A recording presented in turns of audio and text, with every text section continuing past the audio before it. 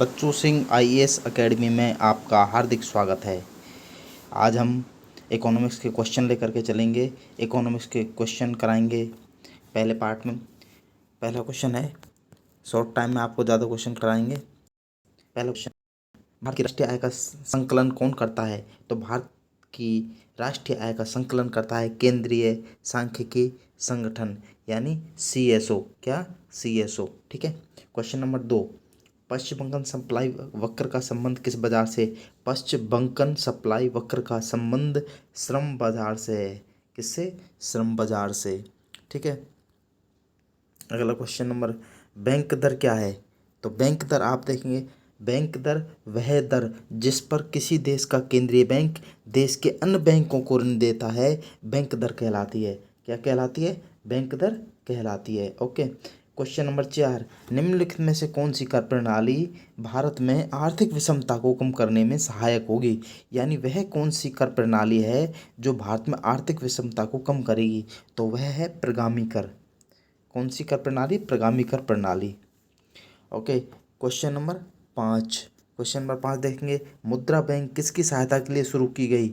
मुद्रा बैंक लघु कारोबार, किसकी सहायता के लिए? लघु कारोबार के लिए शुरू की गई थी। मुद्रा बैंक किसके लिए शुरू की गई थी? लघु कारोबार के लिए शुरू की गई थी। क्वेश्चन नंबर 6, भारत में बीमा कारोबार को कौन नियंत्रित करता है? तो भारत में IRDA बीमा कारोबार को नियंत्रित करता है। ओके। क्वेश्चन नंबर 7, विश्व में हरित क्रांति का जनक किसे कहा जाता है? हरित क्रांति का जनक विश्व में नॉर्मन बोरलॉग को कहा जाता है और भारत में स्वामीनाथन को। ओके। क्वेश्चन नंबर 8, है, जब बढ़ती हुई आय के साथ साथ किसी वस्तु की मांग बढ़ती है तो ऐसी वस्तु को क्या कहते हैं? यानी जब किसी बढ़ती हुई आय के साथ, जब हमारी आय बढ़ रही है और उसके साथ यदि वस्तु की मांग बढ़ती है तो ऐसी वस्तु क्या कहते हैं? ऐसी वस्तु कहते हैं उत्कृष्ट माल। क्या कहते हैं? उत्कृष्ट माल। ठीक है। क्वेश्चन नंबर 9 में है, किसी वस्तु की मांग एक प्रत्यक्ष मांग है किंतु उत्पादक के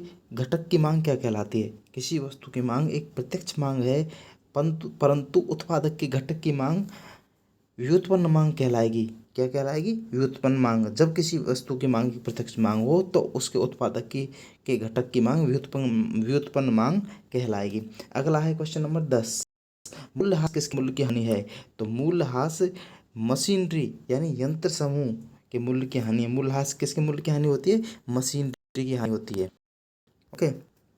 क्वेश्चन नंबर 11, यदि भारतीय रिजर्व बैंक नगद रिजर्व अनुपात कम करती है तो क्या परिणाम होगा?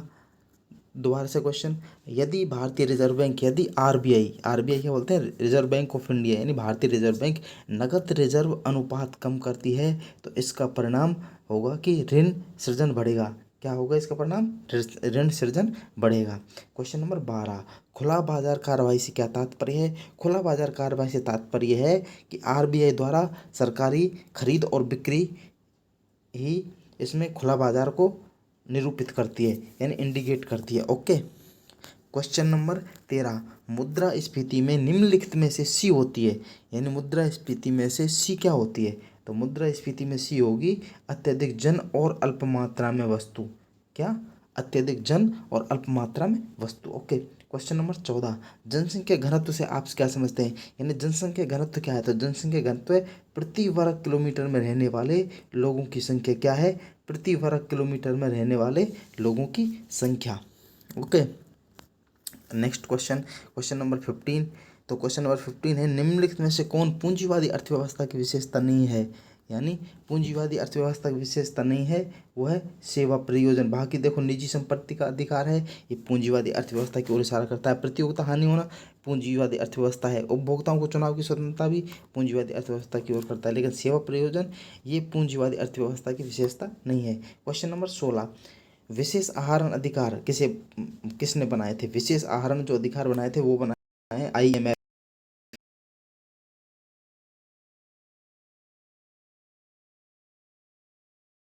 क्वेश्चन नंबर 17 कहता है, संयुक्त क्षेत्र की संकल्पना किसके बीच सहायक होता है? यानी संयुक्त क्षेत्र की जो संकल्पना में किसके बीच सहयोग आवश्यक होता है?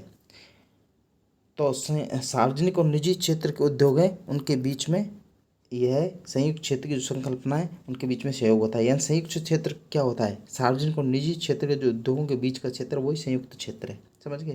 क्वेश्चन नंबर 18, किस देश में शिक्षक दिवस को हरि गुरु कहा जाता है? हरि गुरु शिक्षक दिवस को कहा जाता है मलेशिया में। Okay. Question number 19, question number 19 है किस देश ने वस्तु एवं सेवा कर सबसे पहले लागू किया था? वह कौन सा देश था जिसने वस्तु एवं सेवा कर सबसे पहले लागू किया था? तो ऑप्शन ये यहाँ दिया हुआ है फ्रांस। तो आंसर आ जाएगा फ्रांस। ओके। क्वेश्चन नंबर 20, निम्नलिखित में से कौन सी आर्थिक गतिविधि भारत में अधिकतम लोगों को रोजगार देती है? तो वो है कृषि, क्योंकि हमारा कृषि प्रधान देश है भारत, इसलिए कृषि सबको ज़्यादातर को रोजगार दे रखा है। क्वेश्चन नंबर 21, जनसंख्या वृद्धि से देश की आर्थिक विकास की गति पर क्या प्रभाव पड़ेगा? देश की गति अगर जनसंख्या वृद्धि होगी तो आर्थिक विकास की गति सामान्य रहेगी, तीव्र हो जाएगी, मंद हो जाएगी, या कुछ भी नहीं होगा? तो है मंद हो जाएगी आर्थिक। अगर ज़्यादा जनसंख्या बढ़ेगी तो भाई आर्थिक विकास कम होगा, सीधी सी बात है। क्वेश्चन नंबर 22, निम्नलिखित में से किस स्थिति में विक्रय मूल्य वहन करना जरूरी होता है?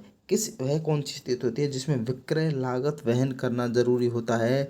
तो वह स्थिति होती है एकाधिकार प्रतियोगिता। जब एकाधिकार हो जाता है किसी पे किसी प्रतियोगिता में, तब वह विक्रय लागत वहन खुद करता है। ठीक है। Okay. Question number 23, C option में इस एकाधिकार है, लेकिन एकाधिकार ही नहीं होगा, सिर्फ एकाधिकार प्रतियोगिता में कंपटीशन भी होना चाहिए उनके बीच में, तभी विक्रय लागत वहन की जाती है। क्वेश्चन नंबर 23, उपभोक्ता कीमत सूचकांक पर आधारित मुद्रास्फीति की दर बढ़ती है यदि? कब बढ़ेगी? जब बैंक दर कम कर दी जाएगी तब ही उपभोक्ता कीमत सूचकांक पर आधारित मुद्रास्फीति की दर बढ़ेगी। Okay. Question number 24, question number 24 क्या कहता है? क्वेश्चन नंबर 24 कहता है कि जब किसी अर्थव्यवस्था में सार्वजनिक एवं निजी क्षेत्र का सहअस्तित्व होता है तब उसे कौन सी अर्थव्यवस्था कहते हैं? तब उसे कहते हैं मिश्रित अर्थव्यवस्था, जिसमें सार्वजनिक और निजी क्षेत्र दोनों का मिलान हो जाता है। ठीक है, वो है। राजकोषीय घाटे से क्या तात्पर्य? क्वेश्चन नंबर 25, तो राजकोषीय घाटे से आ जाएगा एक कुल व्यय माइनस कोष्टक में राजस्व प्राप्तियां प्लस ऋणों की वसूली प्लस विनिवेश से प्राप्तियां। यानी कुल व्यय में से आप राजस्व प्राप्तियों को घटा दो, ऋणों की वसूली को घटा दो और विनिवेश से प्राप्त प्राप्तियों को घटा दो, तो आपका राजकोषीय घाटा आ जाएगा। ओके। क्वेश्चन नंबर 26, 1 रुपये का नोट हस्ताक्षरित होता है, यानी 1 रुपये के नोट पे कौन साइन करता है? तो 1 रुपये के नोट पे वित्त सचिव साइन करता है। किसके साइन होते हैं? वित्त सचिव के। क्वेश्चन नंबर 27, यदि वस्तु एवं सेवाओं की आपूर्ति की तुलना में धन की आपूर्ति में कमी है, यानी वस्तु और सेवाओं की आपूर्ति खूब हो रही है और धन की आपूर्ति में कमी आ रही है, तो क्या परिणाम निकलेगा? परिणाम निकलेगा अपस्फीति आएगी। मुद्रास्फीति नहीं होगी लेकिन अपस्फीति आएगी। ओके। क्वेश्चन नंबर 28, भारत में सर्वप्रथम कौन सा उद्योग शुरू हुआ? तो सर्वप्रथम कपड़ा उद्योग। भारत में सर्वप्रथम शुरू होने वाला उद्योग था कपड़ा उद्योग। ओके।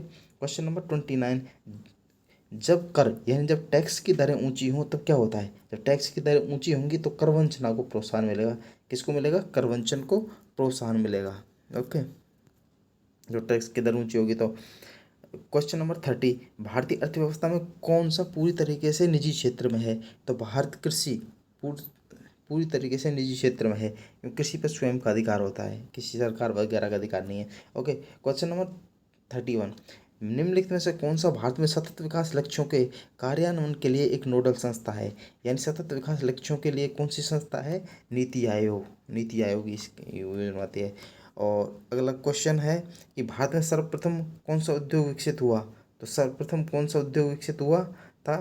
तो इसमें दे रखा है, ऑप्शन के अकॉर्डिंग आपको देखना है। भारत में सर्वप्रथम उद्योग हुआ चीनी उद्योग, सीमेंट उद्योग, कुटीर उद्योग या लौह उद्योग। तो इन चारों में से ऑप्शन है कुटीर उद्योग। सबसे पहले कौन सा उद्योग विकसित हुआ? कुटीर उद्योग। ओके। क्वेश्चन नंबर 33, क्वेश्चन यहाँ जो ऐसे लगते हैं क्वेश्चन तो उनमें हम ऑप्शन दे देते हैं आपको, फिर उसके अनुसार आपको टिक करना होता है। ठीक है। ओके।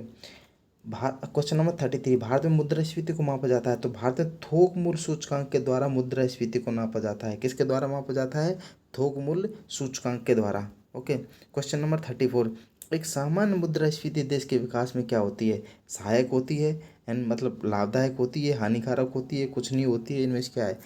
अगर सामान्य मुद्रास्फीति है तो वो देश के विकास में लाभदायी होगी। क्या होगी? लाभदायी, यानी लाभदायक होती है। क्वेश्चन नंबर 35, वर्ष के अधिकांश हिस्से में बेरोजगार रहने वाले व्यक्तियों की संख्या को क्या कहा जाता है? तो सामान्य स्थिति बेरोजगार। अगर सामान्य हिस्से में वर्ष के अधिकांश हिस्से में बेरोजगार रहते हैं लोग बाग, तो सामान्य स्थिति बेरोजगार कहेंगे। क्वेश्चन नंबर 36, जब सकल निवेश धनात्मक होता है, जब सकल निवेश धनात्मक होता है तब निवल निवेश का मान क्या होता है? निवल मतलब शुद्ध निवेश, निवल का मतलब होता है यहाँ शुद्ध निवेश। ओके, तो निवल निवेश का मान क्या होता है? तो ऋणात्मक, धनात्मक, शून्य या अपरिवर्तित। तो हो जाएगा धनात्मक। जब सकल निवेश धनात्मक रहेगा तो निवल निवेश का मान धना सॉरी जब सकल निवेश धनात्मक होगा तो निवल निवेश का मान भी धनात्मक ही होगा। ओके, क्वेश्चन नंबर 37, निम्नलिखित में से भारत में उच्चतम वृद्धि दर किस योजना में रही है? तो सबसे ज़्यादा योजना में रही है किसमें? 11वीं योजना में। 11वीं जो पंचवर्षीय योजना थी उसमें सबसे अधिक वृद्धि दर रही है विकास की। ठीक है, ओके। क्वेश्चन नंबर 38, भारत में बेरोजगारी की समस्या कौन सी है? संरचनात्मक बेरोजगारी है, भारत में मौसमी है, चक्रीय है या घर्षण जनित है? तो भारत में संरचनात्मक बेरोजगारी है सबसे ज़्यादा। ओके, मूलतः संरचनात्मक बेरोजगारी पाई जाती है भारत में।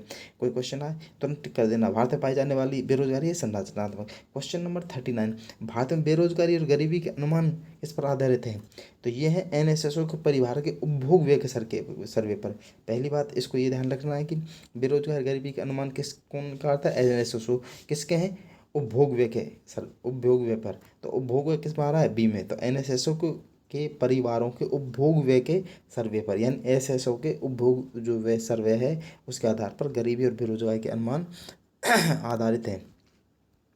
क्वेश्चन नंबर 40 कहता है कि मानव विकास सूचकांक एक संयुक्त सूचकांक है। जो मानव विकास सूचकांक एक संयुक्त सूचकांक है, लेकिन मानव विकास सूचकांक में कौन कौन सी चीज़ें शामिल है? तो देखो किससे नापा जाता है इसको? जीवन प्रत्याशा, शैक्षिक उपलब्धि, है ना, और तीसरा है प्रति व्यक्ति सकल घरेलू उत्पाद। ये तीन है मानव विकास सूचकांक। ह्यूमन डेवलपमेंट इंडेक्स यानी HDI की तीन है ये मापने की।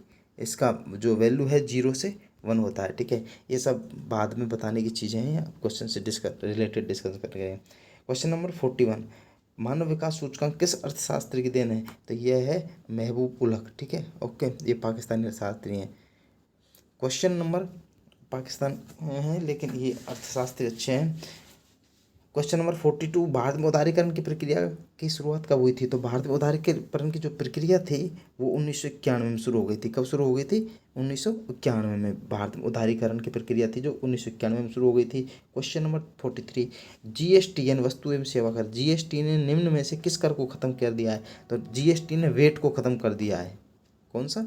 Wait, VAT, value added tax, इसको बोलते थे value added tax. Okay, question number 44, कर आश्रय किसे कहा जाता है, यानी टैक्स हेवन किसे कहा जाता है? हेवन मतलब स्वर्ग एक तरीके से। तो टैक्स हेवन उसको बोलते हैं, कर आश्रय। टैक्स हेवन का ज़्यादा मतलब अच्छा वर्ड है, तो आप टैक्स हेवन ही मेरे हिसाब से इसको बोलो तो ज़्यादा अच्छा है। एक ऐसा देश जो विदेशी नागरिकों को यह सुविधा दे कि उसके देश में रहकर कोई भी कर नहीं देगा, इसलिए टैक्स हेवन बोलते हैं। क्योंकि जैसे स्विट्जरलैंड है, वहाँ क्या है, आप ब्लैक मनी है तो वहाँ पर रख दो तो कोई परेशानी नहीं, क्योंकि वहाँ कर नहीं देना पड़ेगा। क्वेश्चन नंबर 45, भारत में किस तरह की कर प्रणाली पाई जाती है? तो भारत में अधोगामी प्रकार की कर प्रणाली पाई जाती है। भारत में किस प्रकार की कर प्रणाली पाई जाती है? अधोगामी प्रकार की। ओके, अगला है भारत में 46, भारत में किस तरह की व्यवस्था है? समाजवादी, गांधीवादी, मिश्रित या स्वतंत्र? पहले मैंने बता दिया है कि भारत में मिश्रित अर्थव्यवस्था है, तो यहाँ पर किस तरह की व्यवस्था है? मिश्रित। Question number 47, world development report किसका प्रकाशन करता है? यानी वर्ल्ड डेवलपमेंट जो रिपोर्ट है WDR है ना, वर्ल्ड डेवलपमेंट रिपोर्ट किसका वार्षिक प्रकाशन करता है? ये IBRD किसका प्रकाशन करता है? IBRD का प्रकाशन करता है। Okay, question number 48, question number 48 में है मिलान करना है जनगणना 2011 के अनुसार। तो 1084 वो किसकी है, किसका है? न्यूनतम लिंगानुपात है, सर्वाधिक लिंगानुपात है, तो सबसे ज़्यादा लिंगानुपात है 1084, वो है केरल का। ठीक है, ओके।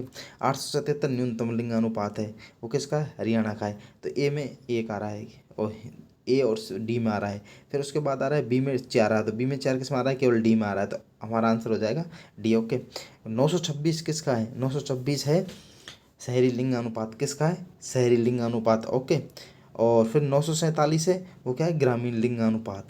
ठीक है, ये हो गया क्वेश्चन नंबर। अब देखते हैं 49, किसी देश का आर्थिक विकास निम्न में से किस पर निर्भर करता है? किसी भी देश का आर्थिक विकास जो निर्भर करेगा वो प्राकृतिक संसाधनों पर, पूंजी निर्माण पर, बाजार के आकार पर निर्भर करेगा, मतलब सारी चीज़ों पर। तो क्या आ जाएगा ऑप्शन? उपयुक्त सभी, ये ठीक है। ओके, क्या जाएगा ऑप्शन उपयुक्त सभी। क्वेश्चन नंबर 50 निम्नलिखित में से प्राथमिक क्षेत्र किसे कहते हैं। ये बता दिया था पहले भी कि प्राथमिक क्षेत्र हो जो होता है प्राइमरी सेक्टर, वो कहते हैं कृषि क्षेत्र को। ओके, ये प्राथमिक क्षेत्र में आ गया। दूसरा इंडस्ट्रियल में हो जाएगा। तीसरा ये तृतीयक सेवा क्षेत्र हो जाता है फिर। ओके, आज तक के लिए इतना ही। नेक्स्ट एपिसोड में हम फिर मिलेंगे।